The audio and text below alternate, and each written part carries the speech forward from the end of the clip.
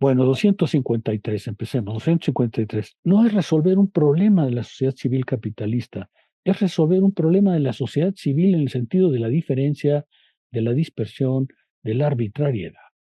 Y ese es el propósito de la corporación.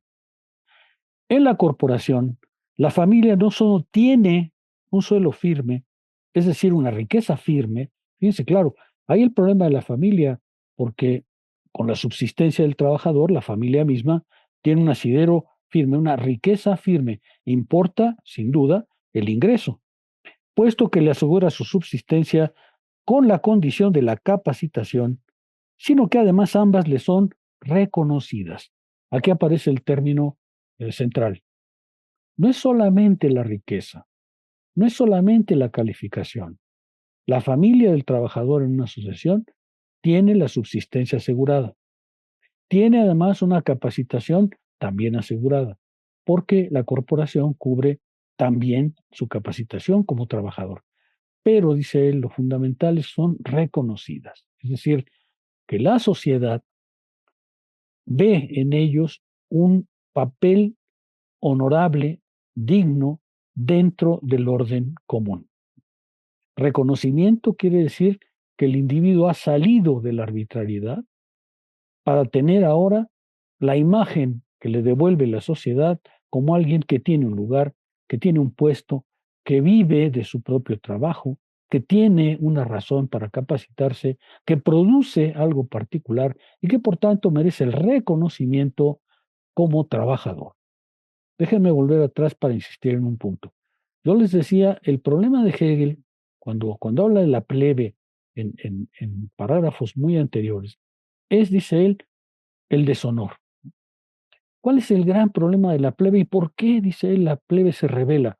La plebe se revela no por la pobreza, según él, no, no es eso, la pobreza se puede soportar. Lo que según él no se puede soportar es que la sociedad no le dé a uno un reconocimiento, que la sociedad lo deje a lo arbitrario, que jamás le diga cuentas para nosotros, eres un algo, eres un alguien, ¿no es cierto? Y aquí la corporación se muestra como justamente lo que va a resolver eso. Ahora el individuo es reconocido. No es solamente la riqueza, no es solamente la capacitación, sino es el reconocimiento social que recibe aquel que participa en una corporación. El miembro de una corporación no necesita, dice Hegel, por tanto, de otras manifestaciones exteriores para demostrar su capacidad y sus ingresos regulares, para demostrar que es algo, que es algo. Aquí se ve, digamos, a mi juicio, el acento que Hegel está poniendo, ¿no? Sí, importa el ingreso, sí, importa la formación, importa la educación, pero lo que importa sobre todo es que ahora es un algo. La sociedad le ha devuelto esa universalidad, le ha dicho, no eres solamente un individuo perdido ahí en lo arbitrario, ahora reconocemos tu papel, reconocemos el papel que ocupas, el trabajo que tienes, el honor que significa vivir de tus propios ingresos, porque eso es lo que le duele a la plebe, dice Hegel en parágrafos anteriores. Lo que la plebe protesta y reclama es que no tiene el honor de vivir por sus propias fuerzas. Hegel en los parágrafos anteriores dijo que lo fundamental en una sociedad civil es que cada uno, por su propio esfuerzo, logre vivir, logre construirse una vida, pero aquellos a los que la sociedad civil se los arrebata, los deja sin el honor de vivir por sus propios medios. Y Hegel usa ese mismo término, honor, es decir, la plebe vive en el deshonor, en el no reconocimiento, y por ello protesta, por ello reclama, por ello se siente frustrada porque la sociedad no lo ve como un algo, ¿no? Con eso, dice Hegel, reconoce también que pertenece a un todo. Vean ustedes, todo el tono es cómo el miembro de una sociedad, de una corporación, recibe un papel dentro de la totalidad, que es por su parte un miembro de la sociedad general y se interesa y se preocupa por los fines desinteresados de ese todo. Tiene su honor en su clase. Así termina el apartado. Tiene su honor en su clase. Ahora, no es el individuo particular de la sociedad civil, es un miembro de la sociedad civil, ciertamente es un trabajador, pero ahora tiene el honor de la clase, es decir, el honor del reconocimiento de formar parte de un todo, de ser un engranaje dentro de la producción global, de ser una parte que contribuye y que se interesa ya no solo en sus intereses particulares, sino en el todo. Hegel pretende que el miembro de una corporación encontrará que los fines de la sociedad son también sus fines. El hombre de la plebe no lo ve así. A un hombre que la sociedad rechaza, que no integra, pues, ¿qué le pueden importar los fines particulares si él es justamente el rechazado, el que no tiene lugar? El miembro de la corporación, en cambio, puesto que ve en la corporación lo universal, ya no solo tiene intereses suyos, los directos suyos, sino tiene intereses globales, ¿no es cierto? Por ejemplo, ante los aranceles de Trump, según Hegel, todos reaccionarían diciendo, sí, mi rama industrial va a ser afectada, o si otra rama industrial va a ser afectada, aparte de la mía, bueno, pues tengo derecho a rebelarme porque en realidad veo los fines universales y no solo veo por mi propia particularidad, no veo únicamente al interés de mi casa y de mi tribu, sino que veo en realidad los intereses globales. Este parágrafo también tiene una observación que merece alguna consideración. Dice la observación, por su acción aseguradora de la riqueza, la institución de la corporación corresponde a lo que en otra esfera significa la introducción de la agricultura y de la propiedad privada. El miembro de la sociedad, de la corporación, ya no está a expensas de la arbitrariedad de la sociedad civil. Es como en el campo de la propiedad privada. Hegel está pensando sin duda en los industriales, en los manufactureros, o como en el caso de los agricultores, no es solamente la riqueza, lo que importa es que eso está asegurado dentro de la totalidad de la sociedad civil. Es decir, no solamente tiene asegurada la riqueza, sino que tiene asegurada la participación en uno de los grandes estamentos de la sociedad civil. Recuerden ustedes que los estamentos eran la clase universal, que es la clase política, la clase de los agricultores y la clase de los industriales. Bueno, pues ahora el trabajador en una corporación forma parte de los industriales. Es interesante señalar esto, otra vez para mostrar el alejamiento de Hegel del capitalismo moderno.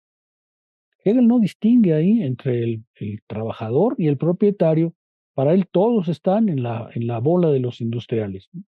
Y eso hace que el aspecto que Hegel está subrayando pues, parezca bastante anticuado, ¿no es cierto? Él sin duda está hablando de los trabajadores, pero obviamente de manera clara no los diferencia de aquellos que en cambio son los propietarios de esos medios de producción.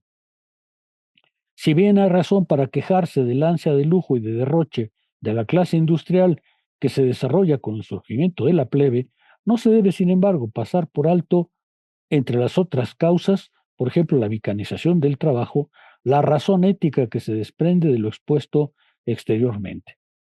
Hegel recuerda aquí, como lo acabamos de escuchar, dice él, nos podemos quejar del ansia, de lujo y de derroche de la clase industrial. Déjenme reiterarlo. Para Hegel, la sociedad civil lo que ha hecho es incrementar imaginariamente el lujo y el derroche. Imagínense ustedes un baño, estoy refiriéndome a una sala de baño, un baño privado, alrededor de inicios del siglo XIX. ¿Cómo sería? Bueno, pues ya ese baño le parece a Hegel un exceso de lujo y de derroche. Ni qué decir cuando pensamos en un jacuzzi moderno o cuando pensamos en... No, esto para Hegel sería la perdición de la humanidad. O sea, imagínense ustedes que Hegel considera exagerado el lujo a inicios del siglo XIX. ¿Qué podríamos decir a inicios del siglo XXI? O sea, y dice Hegel, sí, nos podemos quejar de la ansia de lujo y el derroche de la sociedad civil. Pero, dice Hegel, también hay que ver que hay una razón ética. Es decir, dice él, este lujo este derroche de la sociedad civil lo que ha producido es no solamente la diversificación del trabajo, de no solamente hay muchas ramas del trabajo ahora, hay quien hace una cosa, hay quien hace otra cosa, hay quien hace otra cosa, sino que además, dice Hegel, con eso se produjo la mecanización, es decir, Hegel sí ve, y en la sociedad civil lo deja ver, que con la multiplicación de las necesidades, el proceso de trabajo se diversificó y ese proceso de trabajo diversificado permitió la aparición de la máquina. La máquina puede sustituir al trabajador porque la clase de trabajo que hace cada uno se ha vuelto extremadamente simple por la división social del trabajo en general, pero también por la división del trabajo dentro de la producción. Entonces Hegel dice, sí, nos podemos quejar de que ese lujo y ese derroche se ha transformado en una mecanización del trabajo, es decir, en la producción de muchos obreros que ya no saben hacer gran cosa. Pero, dice Hegel, también hay que ver que ahí hay otras causas, que es la razón ética, es decir, otra vez, la necesidad de que aparezca una universalidad en ese horizonte de arbitrario y de contingencia que es la sociedad civil. Aquí viene otra vez lo que Hegel ha venido insistiendo y me parece fundamental. Dice él, si no es miembro de una corporación autorizada, solo una comunidad autorizada es corporación, si no es miembro de una corporación autorizada, el individuo carece de honor profesional y es reducido por su aislamiento al aspecto egoísta de la industria en el que su subsistencia y su goce no son permanentes. Si no es miembro de una asociación, el individuo está librado al azar de la sociedad civil. Se vuelve egoísta porque tiene fines propios y no se va a detener sino hasta satisfacerlos. Es decir, puede tomar cualquier decisión porque en realidad su horizonte de significación en el mundo se reduce a él mismo. Y el individuo librado a él mismo, pues puede tomar cualquier determinación con tal de subsistir. Se vuelve plebe o se vuelve narco, porque en realidad su problema es cómo logra él resolver una situación que la sociedad no le ha dado. Y obviamente su vida, dice Hegel ahí, su vida, ni su goce, ni su bienestar son permanentes. Si no es miembro de una asociación, el individuo tiene una perspectiva egoísta de las cosas. No ve el fin universal. ¿Cómo le podemos hablar de fines colectivos a alguien al que la sociedad lo ha rechazado, lo ha relegado y le deja por completo, la posibilidad de lograr su subsistencia? Dice Hegel, buscará en consecuencia su reconocimiento en la exposición de su éxito en la industria, exposición que es ilimitada porque no puede vivir conforme a su clase desde el momento en que ésta no exista. Es decir, sí, tratará de tener éxito, tratará de tener resultados, se hará diputado del PRI o se hará diputado de Morena, pero en realidad va a su aire, ¿no es cierto?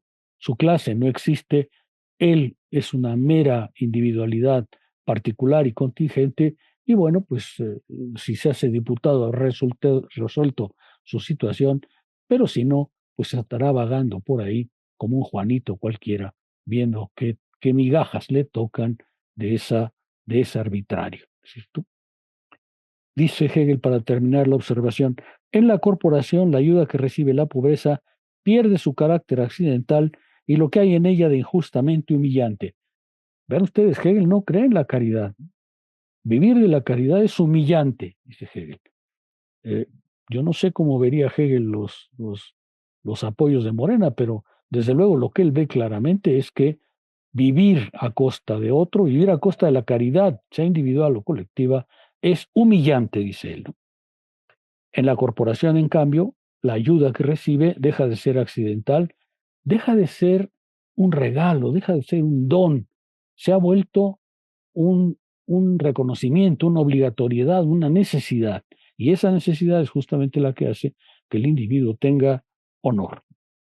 Al mismo tiempo, dice Hegel, la riqueza, al cumplir sus deberes con la corporación, deja de provocar el orgullo de su poseedor y la envidia de los demás. Vean ustedes, Hegel tiene una crítica moral, ética a la sociedad civil.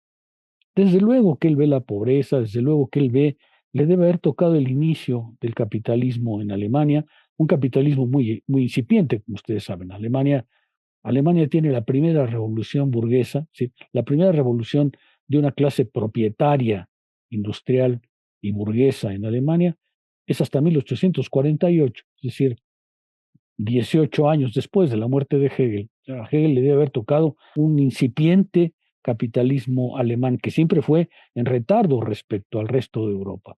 De manera que para Hegel, cuando él habla de esta lucha entre trabajadores y capitalistas, pues lo ve de una manera muy mitigada, porque en Alemania eso todavía no se ha dado. Sigue haciendo descansar ese problema en el orgullo, dice él, y en la envidia, es decir, como si la lucha fuese, los desposeídos mantienen una situación de envidia frente a los poseedores.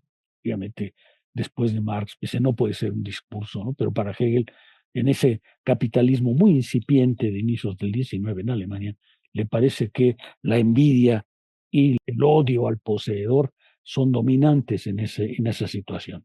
De este modo, dice él, la honestidad recibe su verdadera honra y reconocimiento. Es decir, obviamente Hegel tiene unas críticas importantes a la sociedad civil, no quiero negar eso, pero tienen un carácter que no refleja para nada lo que vendrá después, con Marx, 30 y tantos años después, ¿no? 50 años después, porque el Capital se publica en 1862, si no recuerdo mal, es decir, 50 o menos, 30 y tantos años después de la muerte de Hegel. Y ya el horizonte cambió por completo. ¿Sí?